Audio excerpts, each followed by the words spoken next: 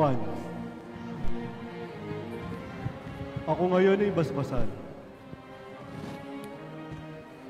at bautismohan mo ng tubig na yan. Panginoon ko, kinakailangan po na ako ang bautismohan mo pagkat ikaw ang naparirito sa akin. Huwag kang tumutol sa katwiran. Ngunit ano ito? Pabibinyagan po ako sa isang hamak na tao? Juan, ako ngayon ay sundin mo. At ang pagtupad mong ito